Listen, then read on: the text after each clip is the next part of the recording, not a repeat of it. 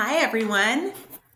So this lesson is the intermediate literacy lesson for technically April 9th, the second day of the second packet that you received.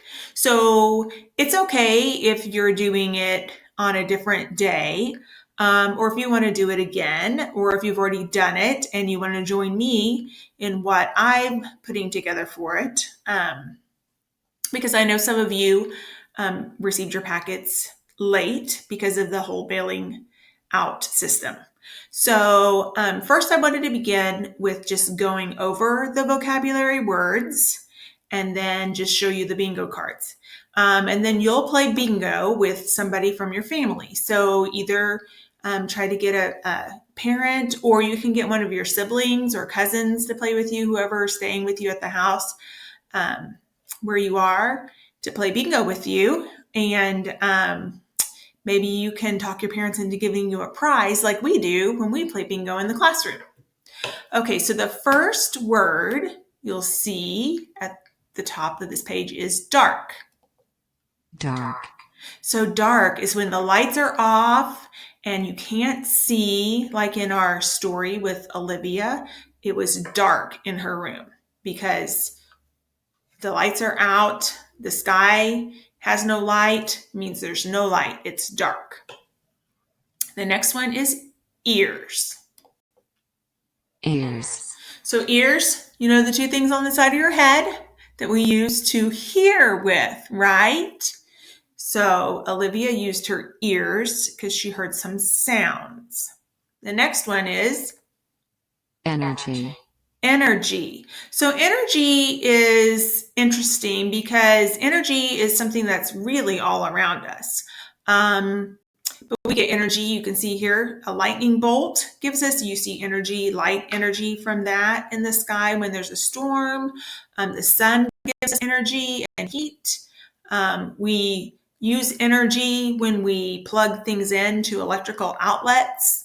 That's energy. So energy is a lot of things that we use that gives us heat and light, and in the summer it cools us, and it gives us that power that we need to accomplish tasks. We also have to eat to give our bodies energy. So energy is something that we use as well. So eyes is next. Eyes. Eyes, we have two eyes that we use to see. So that's a way that we take in information from the world around us. On the next page, hear. So I talked about we use our ears to hear, and you can see these little lines. That's the sound waves, which is on another page, the sound waves coming into our ears, and that's how our ear hears sound. We hear the sound waves with our ears. Hear. The next is light. So light can be from the sun outside. Today it's a sunny afternoon, so we have light outside. It can be from a lamp or a flashlight, like in Olivia's room, or it can be from an overhead light up in the ceiling. But when it's dark, we want to see, we have to turn on some light, get some light to help us see. The next one is ray. Ray. This is a trickier one to understand. So ray is a beam. It's something that we really understand is just a beam of, in this case, light. It's a light ray or a sun ray. It's what we see and our eyes perceive as that light. The next one is see. We see with our eyes, and so you can see the eye, and it's got the line going out because that's our eyes can see things. Okay, the next page is sound. Sound. So things make sound. We hear them with our ears. Source. Source. That is a word that has lots and lots of meanings. But the source, or can be used in lots of ways at least, but a source is where something comes from. So the source of light outside is the sun. The source of light inside can be a lamp. So it's where that comes from. The source of energy that we put into our body is food. And then you can get really specific about what that source is. Was it an apple? Was that your source of energy? Or was it spaghetti? Was that your source? So where something comes from is the source.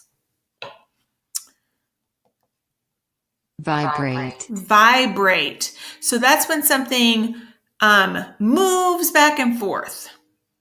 And in this case, it's important for sound because sound waves, which is that next word, vibrate in the air. We don't even see them.